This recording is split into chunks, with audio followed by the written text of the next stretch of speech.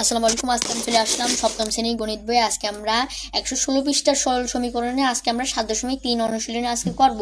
তাহলে আমরা চলো 116 পৃষ্ঠায় চলে যাই। 7.3 তাহলে আমরা 116 পৃষ্ঠায় চলে এসেছি। এখানে আজকে আমরা 1 থেকে আমরা এখানে 10 পর্যন্ত করব। এই অধ্যায়ের 7.3 আমরা এই অনুশীলনী 7.2 করেছি, 7.1 করেছি, সেটা ভিডিও প্লেলিস্টের ডিসক্রিপশন বক্সে লিংকটা দিয়ে দেব।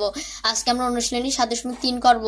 তাহলে আমরা এখানে 1 নম্বর থেকে আজকে আমরা 10 নম্বর পর্যন্ত করব।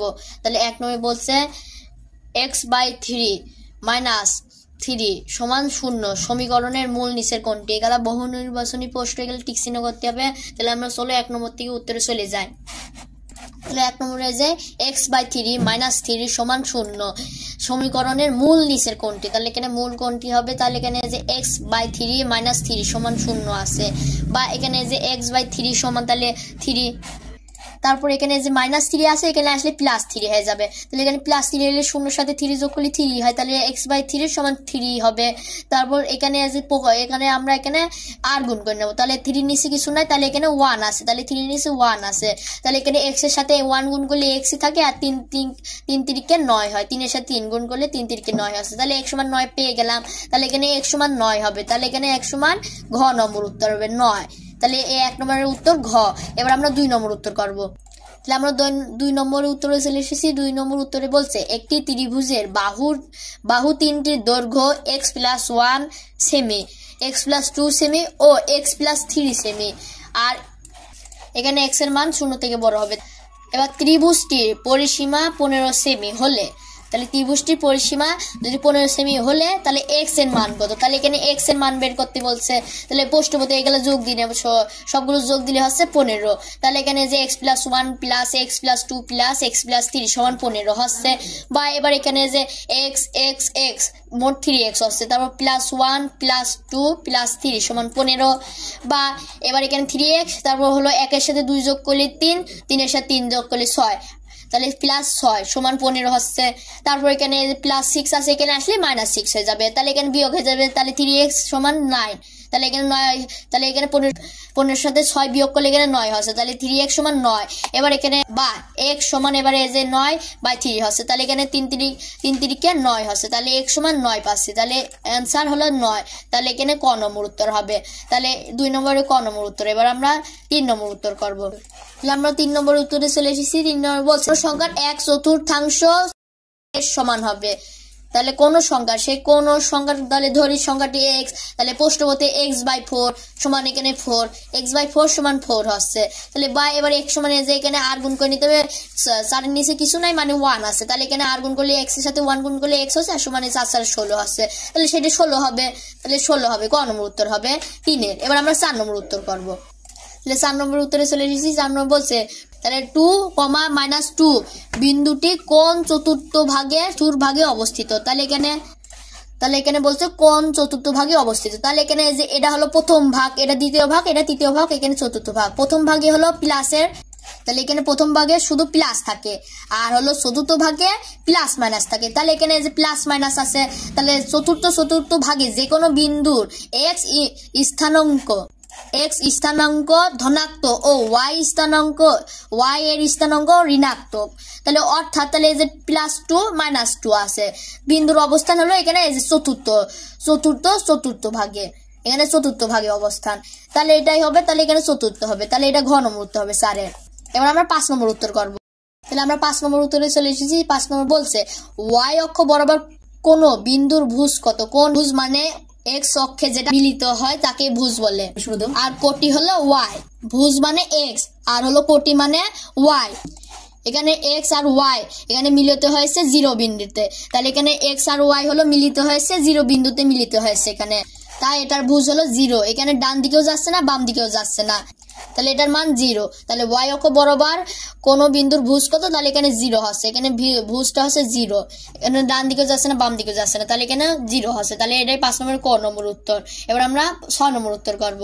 তাহলে 6 নম্বর উত্তরে চলে এসেছি। 6 নম্বর বলছে দুটি সংখ্যার বিয়োগফল y বড় সংখ্যাটি জেড হলে ছোট সংখ্যাটি কত, তাহলে ধরি ছোট সংখ্যাটি এক্স ধরলাম, তো প্রশ্ন মোডে জেড মাইনাস এক্স, এই যে জেড মাইনাস এক্স তাহলে সমান ওয়াই হচ্ছে, এখানে বলছে তাহলে ছোট সংখ্যাটি এক্স, তাহলে জেড মাইনাস এক্স বিয়োগ করলে সমান ওয়াই হচ্ছে, তাহলে এবার এক্স সমান, তাহলে এখানে জেড মাইনাস ওয়াই দিলেই হয়ে যাচ্ছে, এখানে এক্স সমান জেড মাইনাস ওয়াই, এখানে প্লাস ওয়াই আছে, এখানে আসলে মাইনাস ওয়াই হয়ে যাবে, তাহলে এখানে জেড মাইনাস ওয়াই হচ্ছে, তাহলে এক্স সমান জেড মাইনাস ওয়াই, তাহলে এখানে এই যে এক্স এর মান বের হয়ে গেলে তাহলে এখানে প্লাস ওয়াই আছে, এখানে আসলে মাইনাস ওয়াই হয়ে যাবে, আর এখানে যে জেড আছে তাহলে এখানে জেড মাইনাস ওয়াই হবে এক্স এর মান, তাহলে এখানে উত্তর হবে ক নম্বর উত্তর হবে জেড মাইনাস ওয়াই হবে 6 নম্বরে। এবার আমরা 7 নম্বর উত্তর করব। 7 নম্বর বলছে A B by X Y এর সমতুল ভগ্নাংশ নিচের কোনটি, তাহলে এর সমতুল ভগ্নাংশ নিচের কোনটি, ক নম্বর আছে হলো A B C by X Y Z, এটা হচ্ছে না, তাহলে সমতুল ভগ্নাংশ এটা হচ্ছে না। তারপর এখানে খ নম্বর আছে এ স্কোয়ার বি, তারপর এ এক্স স্কোয়ার ওয়াই আছে, এটা তো হবে না, এরকম কাটাকাটি করা যাচ্ছে না, এরমই থেকে যাচ্ছে, তাই হবে না এটাও। তারপর এখানে যে 2ab আর বাই 2xy, এখানে কাটাকাটি করা যাচ্ছে, তাহলে এখানে কাটাকাটি গেলে এই যে 2টা আর 2টা কেটে যাচ্ছে, তাহলে 2টা 2 কেটে গেলে এই যে ab বাই xy হচ্ছে, তাহলে এটাই সমতুল ভগ্নাংশ গ নম্বর উত্তর, এই যে ab বাই xy আছে। সমতুল শব্দের অর্থ সমান ভগ্নাংশ, তাহলে এখানে সমান ভগ্নাংশ করে দিলাম, তাহলে এটাই 7 নম্বর উত্তর। এবার আমরা 8 নম্বর উত্তর দেখব।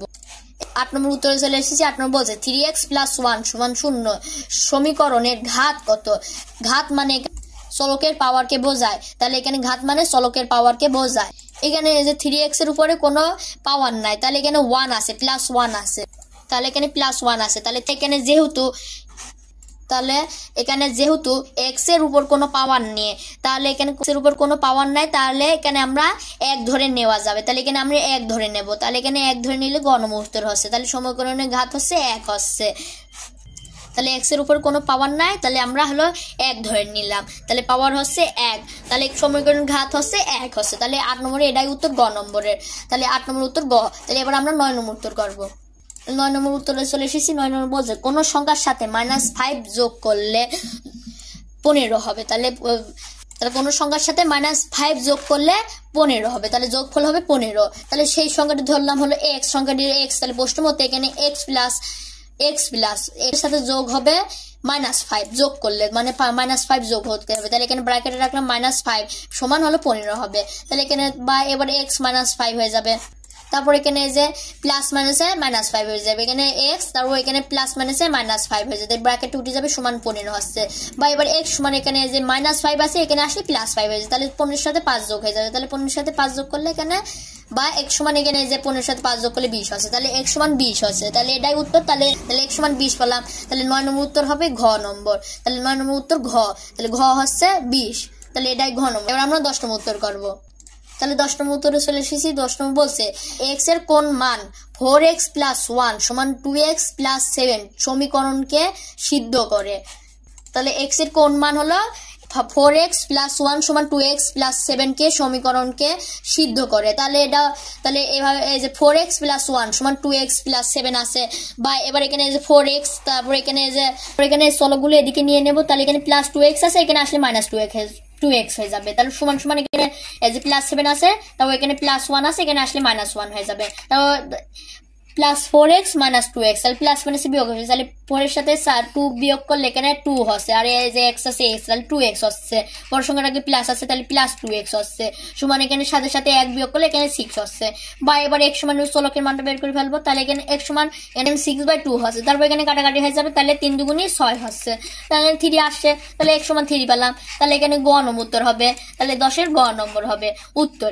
তাহলে আপনাদের এখানে 10 নম্বর পর্যন্ত দেখিয়ে দিলাম, 1 থেকে 10 নম্বর পর্যন্ত, পরের ভিডিওতে আপনাদের এখানে 11, 12, 13, 14, 15 দেখিয়ে দেব। তাহলে ভিডিওটা কেমন লাগলো কমেন্টে জানাবেন, আর সাবস্ক্রাইব করবেন, লাইক করবেন, শেয়ার করবেন। আল্লাহ হাফেজ।